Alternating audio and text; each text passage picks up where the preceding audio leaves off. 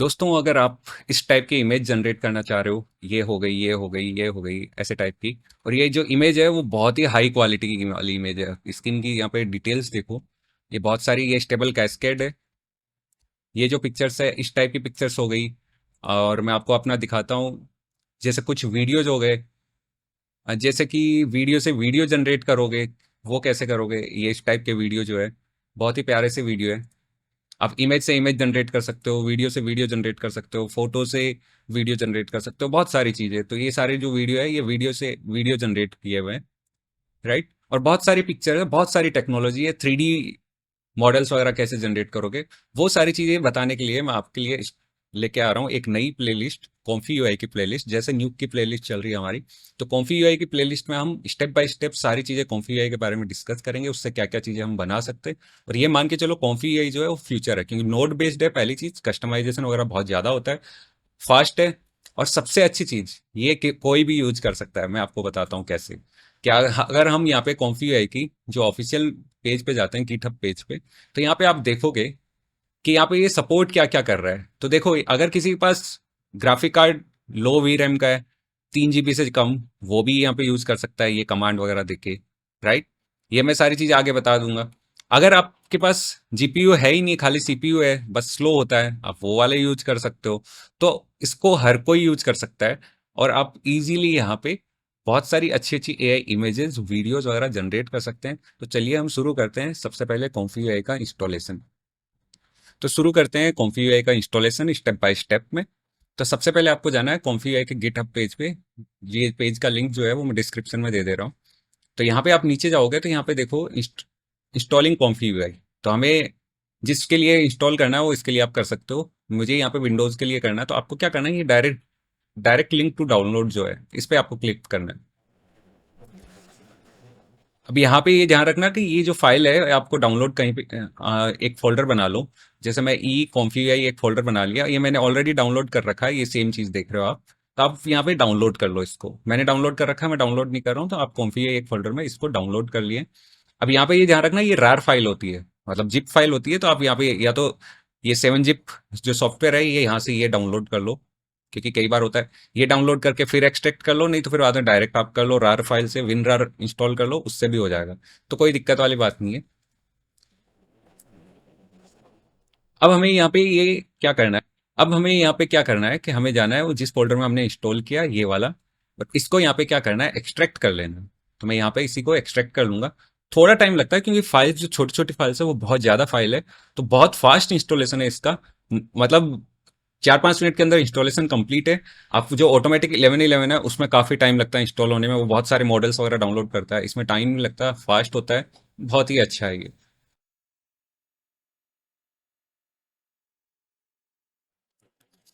तो ये हमारा यहाँ पे हो गया है एक्सट्रैक्ट। अब इसमें जाओगे, इसमें यहाँ पे जाने पे यहाँ पे देखो दो है, run CPU, run Nvidia GPU. जिसके पास एनवीडिया का ग्राफिक कार्ड है वो ये वाला रन करेगा, जिसके पास ग्राफिक कार्ड नहीं है वो सीपीयू वाला रन करेगा। सीपीयू वाला थोड़ा स्लो होता है, मतलब इससे तो काफ़ी स्लो होगा। तो कोई दिक्कत नहीं है, बट सबसे अच्छी चीज़ है कि सीपीयू वाले भी इसको यूज कर सकते हैं लोकल एआई इमेज जनरेट करने के लिए। तो मैं यहाँ पे इस रन एनवीडिया जीपीयू को इसको इंस्टॉल करता हूँ, मतलब इसको रन करता हूँ। इंस्टॉल तो ऑलरेडी हो चुका है क्योंकि फाइल जो है यहाँ पे विंडोज का कुछ, ये मोर इन्फो में जाओगे फिर रन एनीवे कर दोगे। तो यहाँ पे देखोगे कि कमांड विंडो ओपन हो गया। यहाँ पे ये बता देता है कि आपके पास कितनी रैम है, कितनी वी रैम है।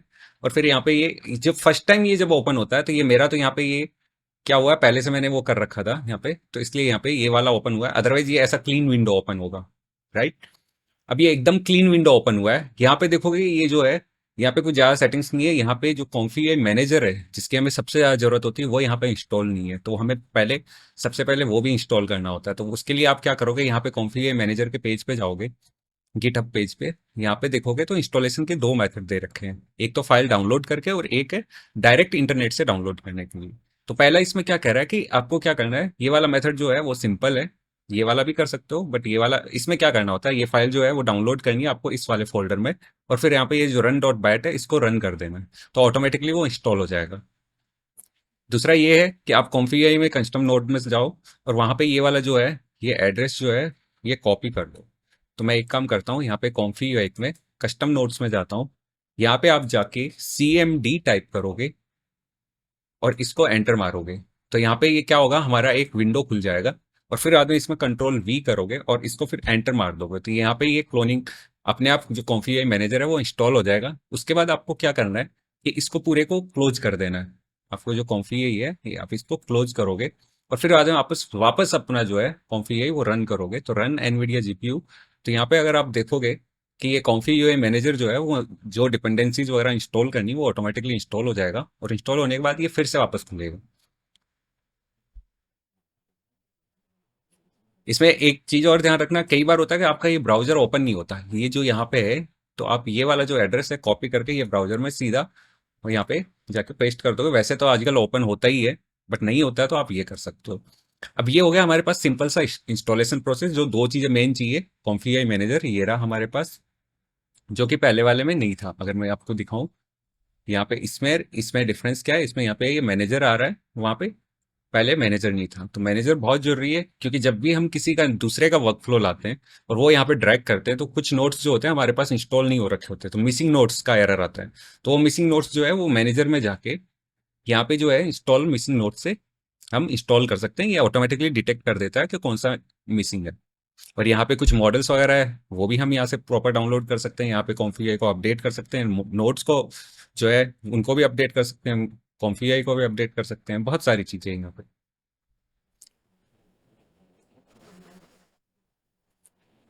एक और चीज है यहाँ पे, ये work flow gallery open art AI का। यहाँ पे आपको वर्क फ्लो मिल जाएंगे बहुत सारे। तो ये सबसे अच्छी चीज है, यहाँ पे देखो तरह तरह के, मतलब ना, आप जाओगे यहाँ पे तो फ्री वर्क फ्लो वगैरह मिल जाएंगे, आप देख लो उसमें क्या करना है क्या नहीं है आपको। तो ये मैं सारी चीजें बता दूंगा धीरे धीरे आगे जाके कि किससे क्या चीजें होती क्या नहीं होता।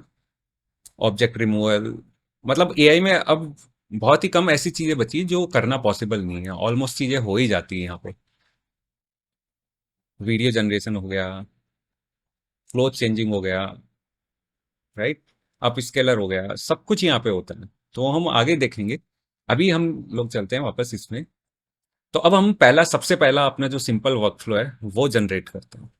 तो हम पहला वर्क फ्लो स्टार्ट कर रहे हैं। तो सबसे पहले यहाँ पे आप जाओगे तो यहाँ पे नोड कैसे आते हैं, तो आप या तो डबल क्लिक करो तो सर्च आएगा, तो आप उसमें अगर आपको नोड का नाम पता है तो आप यहाँ पे टाइप करो तो आप वैसे आ सकते हो।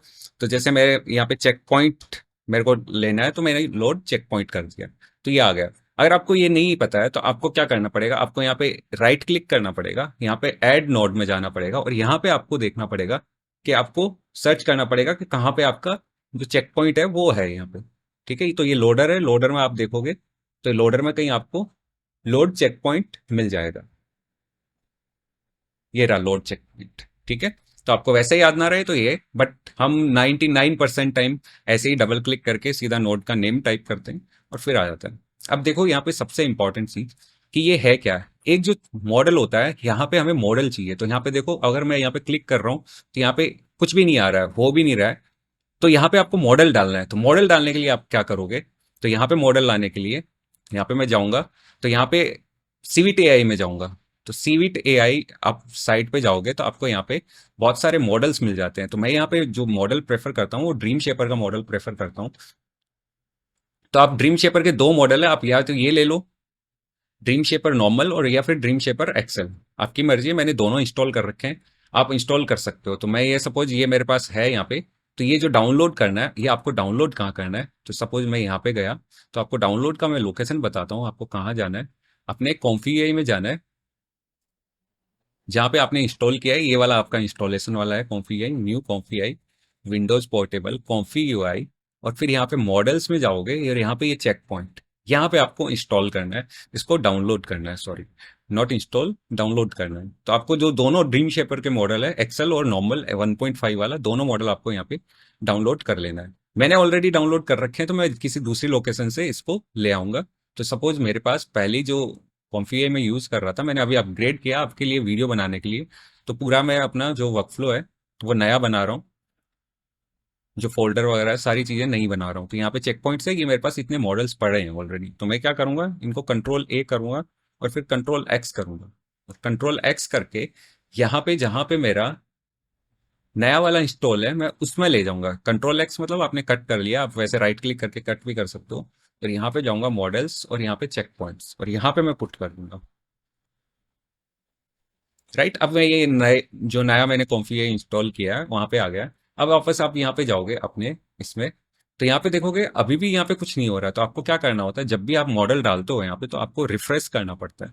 तो आप यहाँ पे रिफ्रेश पे क्लिक करोगे तो ये ऑटोमेटिकली देखोगे ये जो मॉडल्स है वो सारे जो मैंने डाले हैं वो सारे इसमें लिस्ट में आ गए। अब ये जो चेक पॉइंट है, चेक पॉइंट के पास तीन चीजें होती है। पहला क्या है, मॉडल, जो ये मॉडल का नेम है वो। सेकंड है क्लिप, और थर्ड है वीएई। अब होता क्या है, ये जो मॉडल है ये हमारा ब्रेन होता है इसका, जो हम इमेज जनरेट करते हैं उसका मेन ब्रेन इसी में होता है, ये मॉडल में होता है, ये कैसे फंक्शन करना है। क्लिप क्या करता है, क्लिप जो है हमारा जो टेक्स्ट होता है, जो प्रॉम्प्ट होता है, उसको कंडीशनिंग करके उसको मॉडल को बताता है कि भाई हमें ये जनरेट करना है। और वीएई जो है वो वेरिएशनल ऑटो एनकोडर है। ये क्या करता है, ये तुम्हारा जो इमेज जो होती है वो किसी दूसरी फॉर्मेट में होती है, तो उसको वापस एनकोड डिकोड करने के लिए आपको वीएई यूज करना पड़ता है। तो हम चलते हैं नेक्स्ट। अब हमें चाहिए यहाँ पे क्लिप। क्लिप के लिए क्या है, हमें टेक्स्ट लेना पड़ेगा, तो हम टेक्स्ट प्रॉम्प्ट लेते हैं। तो हम टेक्स्ट टाइप करेंगे यहाँ पे, तो यहाँ पे क्लिप टेक्स्ट एनकोड है यहाँ पे, ये आप देखोगे। और यहाँ पे मैं इसको एक ले लूँ, और फिर मैं यहाँ पे क्या करूंगा, इसको या तो कंट्रोल सी कंट्रोल वी कर लो, क्योंकि हमें पॉजिटिव नेगेटिव दोनों प्रॉम्प्ट चाहिए, तो या फिर इसको डिलीट मार के ऑल्ट प्रेस करो और इसको ड्रैग कर दो। ये 3D सॉफ्टवेयर वगैरह, मोस्टली सॉफ्टवेयर में ऐसे ही होता है कि आपको अगर कॉपी बनाना है किसी का, तो आप ऑल्ट प्रेस करके उसको ड्रैग करोगे जिस डायरेक्शन में, उसी डायरेक्शन में एक उसकी कॉपी जनरेट हो जाएगी। तो ये हो गया। अब आपको इसको क्लिप को इससे ज्वाइन कर देना है। और हम क्या करते हैं, पॉजिटिव जो प्रॉम्प्ट है उसका कलर जो है वो हम ग्रीन रखते हैं, और जो नेगेटिव प्रॉम्प्ट है उसका कलर जो है हम रेड रखते हैं। तो ये हमारा रेड हो गया। अब हमारे पास नेक्स्ट हमें क्या चाहिए, यहाँ पे सैम्पलर चाहिए। तो हम सैम्पलर लेंगे, तो हम के सैम्पलर ले लेते हैं नॉर्मल। तो के सैम्पलर आप ये भी ले सकते हो, के सैम्पलर एडवांस भी ले सकते हो, आपकी मर्जी। के सैम्पलर हम नॉर्मल ले लेते हैं, ये हमारा के सैम्पलर है। आप चाहो तो एडवांस ले लो, कोई प्रॉब्लम नहीं है उसमें। अब यहाँ पे ये जो कंडीशनिंग है, ये पॉजिटिव वाला क्या हम पॉजिटिव में डाल देंगे, नेगेटिव वाला क्या हम नेगेटिव में डाल देंगे, और जो मॉडल है वो इसको हम कनेक्ट कर देंगे। अभी के सैम्पलर में जो इमेज जाएगी वो किस फॉर्मेट की जनरेट होनी है वो यहाँ पे पता नहीं चल रहा, तो उसके लिए हमें लेटेंट इमेज इनपुट देना पड़ेगा इसमें। तो हमने क्या किया, यहाँ पे लेटेंट टाइप किया डबल क्लिक करके, तो ये एम्प्टी लेटेंट इमेज है, ये हमने इसको इससे कनेक्ट कर दिया। अभी सबसे पहले हम क्या कर रहे हैं कि हम जो है यहाँ पे एच डी 1.5 मॉडल ले लेते हैं, क्योंकि स्टेबल डिफ्यूजन के अलग अलग वर्जन है। तो 1.5 ले लेते हैं, अभी एच डी एक्सल नहीं लेते। तो हमारे पास यहाँ पे ड्रीम शेपर 8 ले लेते हैं। और जो 8 का जो बाय डिफॉल्ट साइज है वो 512 बाई 512 है, वो हमने ले लिया। और ये जो बैच साइज है वो क्या रिप्रेजेंट करता है कि आपको पिक्चर्स कितनी जनरेट करनी है एट ए टाइम, तो वो हम यहाँ पे देखेंगे। और अब हमारे पास यहाँ पे आ गया लेटेंट। अब लेटेंट ये इमेज तो है नहीं, तो हम इसको डायरेक्ट इमेज से कनेक्ट नहीं कर सकते। तो हमें क्या करना पड़ता है, ये जो के सैम्पलर है जो एनकोड वगैरह किया हुआ है, तो उसको हमें डिकोड करना है। तो हम क्या करेंगे, यहाँ पे VAE टाइप करेंगे, VAE डिकोड डालेंगे, तो यहाँ पे ये जो लेटेंट है वो सैंपल इसमें जाएगा, और यहाँ से जो VAE है वो इसमें चला जाएगा। कई बार हम VAE अलग से भी लेते हैं, वो आपकी मर्जी है, बट हम अभी बाय डिफॉल्ट जो मॉडल में वीएई है उसी को हम यूज कर ले रहे हैं। तो ये हमारे पास हो गया। अब ये जो इमेज आउटपुट है इसको आप दो टाइप से, या तो इसका खाली प्रीव्यू रख लो, तो मैं यहाँ पे प्रीव्यू देखूंगा, तो ये प्रीव्यू इमेज हो गया। तो या तो आप प्रीव्यू देख लो, तो इसमें क्या होगा, इमेज जनरेट हो जाएगी लेकिन वो सेव नहीं होगी, फिर आपको उसको अलग से सेव करना पड़ेगा। लेकिन यहाँ पे अगर आपको सेव करना है तो सेव इमेज टाइप करोगे, तो यहाँ पे ये जो है ये सेव करेगा। तो ध्यान रखना दोनों में डिफरेंस क्या है, दोनों दिखाएगा सेम ही पिक्चर, लेकिन ये प्रीव्यू दिखाएगा ओनली, और ये सेव इमेज मतलब ऑटोमेटिकली सेव कर देगा। और ये सेव करना इसलिए जरूरी है, कई बार हमारे अच्छे रिजल्ट आ जाते हैं, तो हम उसको इन फ्यूचर यूज करना चाहे तो हम उस इमेज को यहाँ पे सीधा ड्रैग करेंगे इसमें, तो ऑटोमेटिकली जो उसका वर्क फ्लो है वो लोड हो जाएगा। तो कॉन्फ़िगर के जो इमेज जनरेट होती है एआई वाली, उसकी सबसे बड़ी चीज यही है कि आप इमेज को डायरेक्ट ड्रैग करो, यहाँ पे सीधा वर्क फ्लो जनरेट हो जाएगा। इवन आप यहाँ वेबसाइट से ये भी उठा के, ये जो है ये पिक्चर, ये भी उठा के यहाँ पे ड्रैग कर सकते हो। जैसे मैं दूसरे वाले में दिखा देता हूँ, यहाँ पे ड्रैग किया, ये इसका वर्क फ्लो ऑटोमेटिकली जनरेट होगा। सोचो इतना फास्ट है, मतलब आपको कोई पिक्चर पसंद आ गई, आपको सेम वो वर्क फ्लो अपने पास चाहिए, उसमें कुछ चेंजेस करने अपने हिसाब से लाना उसको, तो आप उस इमेज को सीधा उठाओ, सीधा क्लिक किया, ड्रैग किया, यहाँ ड्रैग करके इस कॉन्फ़िगर में ले आए और यहाँ पे सीधा ड्रैग कर दिया। अगर आप दूसरी पिक्चर देखनी है तो मैं दूसरी भी दिखा देता हूँ। जैसे सपोज ये वाली पिक्चर है, ये उठाया, यहाँ ड्रैग किया, ये यहाँ पे फिर से चेंज हो गया। ठीक है, तो अगर उन्होंने यहाँ पे सीवीटी एआई में जो पिक्चर है उसमें अगर साथ में दे रखा है यहाँ पे ये जो पीएनजी फाइल के साथ डिटेल्स ऐड कर रखी है, तो ये ऑटोमेटिकली इसमें लोड हो जाएगी। अभी हमारे पास यहाँ पे नेक्स्ट हो गया। अब हम इसको रन करेंगे तो उससे पहले हम यहाँ पे प्रॉम्प्ट देना पड़ेगा। तो हम प्रॉम्प्ट देने के लिए क्या करेंगे, यहाँ पे जाते हम यहाँ पे टाइप करते हैं एलोयन इज अटैकिंग